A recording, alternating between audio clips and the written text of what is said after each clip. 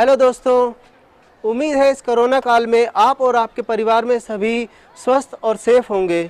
दोस्तों, उम्मीद है पिछली वीडियो से आपने डिसीजन ले लिया होगा एक डॉग को पालने का।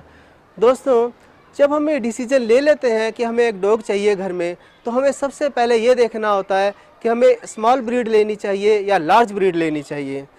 दोस्तों, हमें ऐसे ही नहीं डॉग लेना होता कि किसी दोस्त के पास देख लिया, किसी रिलेटिव के पास देख लिया कि उनके पास इतना बड़ा डॉग है तो मैं उससे भी बड़ा डॉग लूँगा या बिल्कुल वैसा ही डॉग लूँगा।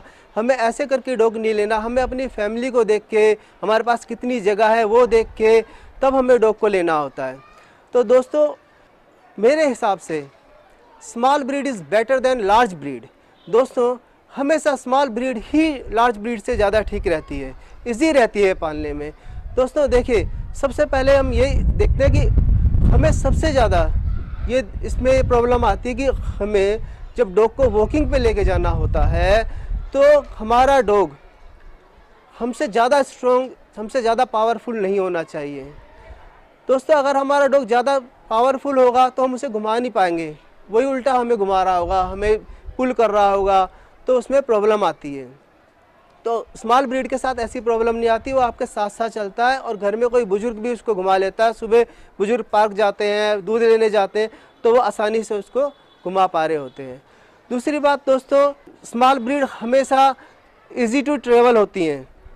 अगर हमने कहीं पे भी जाना है तो आप स्मॉल ब्रीड को आराम से अपनी गाड़ी में साथ लेके जा सकते हैं। लेकिन आप अगर लार्ज ब्रीड को गाड़ी में साथ लेके जाएंगे तो पूरी सीट उसके लिए ही रिजर्व हो जाएगी।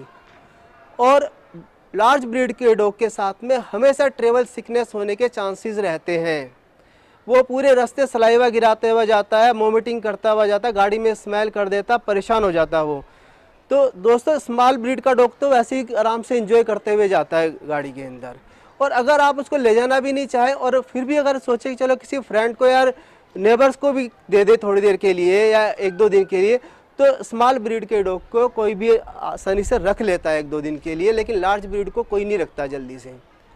तो स्मॉल ब्रीड ज़्यादा ठीक रहती है। तीसरा, अगर हम देखें तो हमेशा स्मॉल ब्रीड एक्सपेंसिव कम पड़ती है देन लार्ज ब्रीड। देखिए, आप डॉग को ग्रूमिंग के लिए लेके जाते हैं, स्मॉल ब्रीड सस्ती पड़ती है। आप कोई भी दवाई देते हैं, कोई भी टॉनिक देते हैं, तो वो डॉग के साइज़ के हिसाब से, उसके वेट के हिसाब से दिया जाता है। यहाँ तक कि आप उसके लिए टिक कॉलर भी पहनाते हैं उसको, तो वो भी उसके साइज़ के हिसाब से या उसके वेट के हिसाब से पहनाना होता है। उसमें भी बहुत फ़र्क आता है।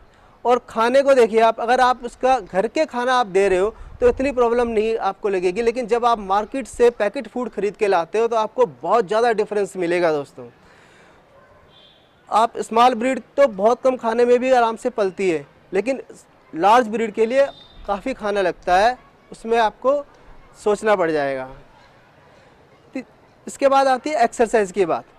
दोस्तों, स्मॉल ब्रीड को एक्सरसाइज की ज़रूरत इतनी ज़्यादा नहीं पड़ती, वो घर में ऐसे खेलते खेलते भी वो खुश रहते हैं, टायर्ड रहते हैं, तो उसमें इतनी प्रॉब्लम नहीं आती। लेकिन लार्ज ब्रीड के डॉग को आपको डेली एक्सरसाइज के लिए पार्क या कहीं बड़ी खुली जगह पे ले जाना होता है।